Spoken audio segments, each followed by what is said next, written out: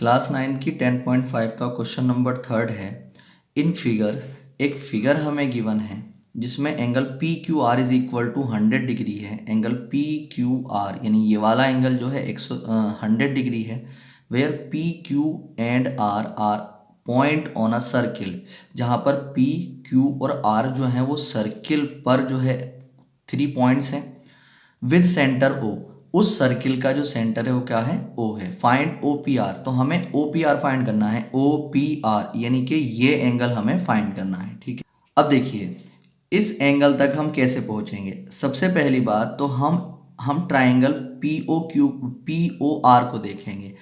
P O are में अगर हम बात करते हैं तो जो ओ पी लाइन है और ओ आर लाइन है वो आपस में इक्वल होंगी। जो ओ पी है और ओ आर है वो क्या है, वो आपस में इक्वल होंगी। क्यों इक्वल होंगी, दोनों की दोनों ही रेडियस हैं, ठीक है। दोनों की दोनों क्या है, एक ही सर्किल की रेडियस हैं। और जब आपको ये मालूम है कि अगर किसी ट्राइंगल में कोई आमने सामने की 2 साइड्स इक्वल हो जाती हैं तो उनके आमने सामने वाले एंगल्स भी इक्वल होते हैं। तो जब ये साइड जो है इसके इक्वल है तो जितना एंगल ये होगा उतना ही एंगल ये होगा। तो आप यहाँ पर लिख सकते हैं, इसलिए एंगल ओ पी आर जो होगा, ओ पी आर जो होगा वो किसके इक्वल होगा, ओ आर पी के इक्वल होगा। ओ आर पी के इक्वल होगा। इसको इक्वेशन हम फर्स्ट मान सकते हैं, ठीक है। अब देखिए, अब एक चीज और यहां पर आप समझें। देखिए मान लीजिए मैंने यहां पर एक एंगल बनाया, मैंने यहां पर P, इसको मैंने यहाँ पर O लिखा और मैंने यहाँ पर इसको R ले लिया, ठीक है। तो यहाँ पर एक एंगल तो ये बन रहा है और एक एंगल ये वाला बन रहा है, ठीक है। तो अगर आपसे मैं बोलूं कि भाई पी ओ आर एंगल कौन सा बोलेंगे आप, तो आप पी ओ आर ये वाला अगर बोलते हैं, पी ओ आर अगर ये वाला एंगल बोलते हैं तो इस एंगल का नाम क्या होगा, इस एंगल का नाम होगा reflex angle P O R. ये एंगल अगर पी ओ आर है तो ये वाला जो एंगल होगा ये क्या कहलाएगा, रेफ्लेक्स पी ओ आर कहलाएगा, ठीक है। 180 डिग्री से बड़े एंगल्स को हम रेफ्लेक्स एंगल कहते हैं। और स्ट्रेट लाइन से अगर झुका हुआ एंगल होता है तो 180 डिग्री से कम होता है, और अगर स्ट्रेट लाइन से उभरा हुआ एंगल होता है यानी कि जो है ज़्यादा एंगल होता है, सॉरी 180 डिग्री से ज़्यादा एंगल होता है तो वो रेफ्लेक्स एंगल होता है। तो यहाँ पर अगर हम बात करते हैं तो एक ट्राइंगल पी ओ आर में हम 2 एंगल्स देख पा रहे हैं, एक तो ये वाला और एक ये वाला, ठीक है। तो ये वाला क्या होगा, ये एंगल तो पी ओ आर हो जाएगा और ये वाला जो एंगल है ये रेफ्लेक्स पी ओ आर हो जाएगा, ठीक। अब मैं इसका जिक्र यहाँ पर क्यों कर रहा हूँ, ठीक। अब देखिए एक बात समझें आप, हमने ये मालूम कर लिया है कि भाई ये दोनों एंगल इक्वल होंगे। अब अगर मुझे ये वाला एंगल मालूम हो जाता है तो मैं इन ट्राइंगल के तीनों एंगल्स का सम 180 लेकर के इन एंगल्स को भी निकाल लूंगा। अब बात आ जाती है ये एंगल किस तरीके से मालूम होगा।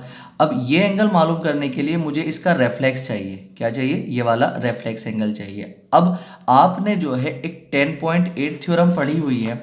10.8 थ्योरम क्या कहती है, 10.8 थ्योरम ये कहती है कि अगर किसी आर्क से सर्किल के सेंटर पर एंगल बना है, किसी आर्क से सर्किल के सेंटर पर एंगल बना है, उसी आर्क से सर्किल पर अगर एंगल बना है तो ये वाला जो एंगल होता है ये इस एंगल का आधा होता है। अगर ये 100 डिग्री है तो ये कितना होगा, 50 डिग्री होगा, ठीक। यानी कहने का मतलब ये है कि जिन 2 पॉइंट से, आप इस तरीके से भी इसको कह सकते हैं कि जिन 2 पॉइंट से सर्किल के सेंटर पर एंगल बना है उन्हीं दोनों पॉइंट से सर्किल पर अगर एंगल बनता है तो वो एंगल जो होता है इसका आधा होता है, ठीक।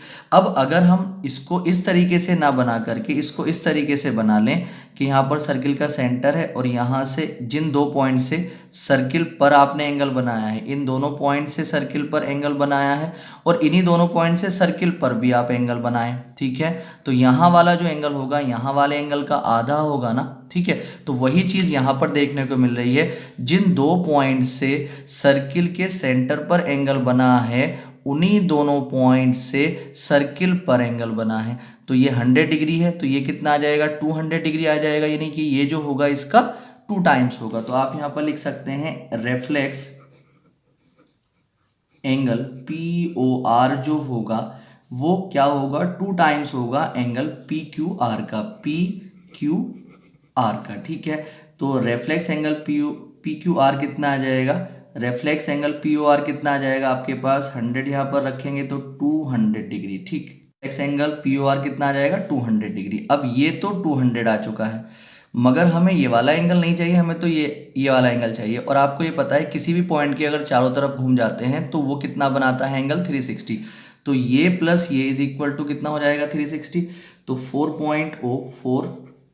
4.O के लिए अगर हम काम करते हैं तो एंगल पी ओ आर, या अगर आप जो है कोई किसी का रेफ्लेक्स एंगल अगर मालूम हो और वो एंगल हमें निकालना हो तो आप डायरेक्ट इसको निकाल लें। पी ओ आर एंगल हमें फाइंड करना है। आपको क्या फाइंड करना है, इसको रहने दें आप, ठीक है, ये ना लिखें। एंगल पी ओ आर आपको फाइंड करना है, पी ओ आर, और इसका रेफ्लेक्स आपको मालूम है, इसका पी ओ आर का रेफ्लेक्स मालूम है। तो अगर 360 में से किसी के रेफ्लेक्स एंगल को माइनस कर देते हैं, reflex angle P O R, हमें पी ओ आर चाहिए तो पी ओ आर के रेफ्लेक्स को माइनस कर देंगे तो कितना आ जाएगा, पी ओ आर ही आ जाएगा। तो रेफ्लेक्स पी ओ आर कितना था 200, तो ये कितना आ जाएगा 160 डिग्री। ठीक, तो ये वाला जो है हमें कितना मिल चुका है 160 डिग्री मिल चुका है। अब आप एक काम ये करें कि ट्राइंगल पी ओ आर में काम कर लें। In triangle P O R, अब हम ट्राइंगल पी ओ आर में काम करेंगे। जब पी ओ आर में काम करेंगे तो आपको पता है इस ट्राइंगल में काम करेंगे तो ट्राइंगल के तीनों एंगल्स का सम 180 होता है, यानी angle O P R, angle O P R plus angle O R P और plus angle P O R is equal to 180 degree हो जाएगा। अब ओ पी आर की अगर हम बात करते हैं, ये तो हमें चाहिए, तो इसको तो आप ऐसे ही रखें, ओ पी आर हमें चाहिए। ओ आर पी जो है ओ पी आर के इक्वल था, तो कहीं पर अगर ओ आर पी लिखा हुआ है तो जब ये बराबर थे तो वहीं पर मैं ओ पी आर लिख सकता हूँ, यानी इसकी जगह मैं ओ पी आर लिख सकता हूँ क्योंकि दोनों के दोनों इक्वल हैं।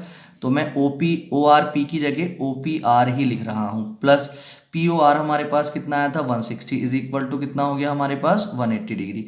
तो एंगल ओ पी आर कितने हो जाएंगे, two angle O P R plus में यहाँ पर 160 इज इक्वल टू कितना आ जाएगा 180। Two angle O P are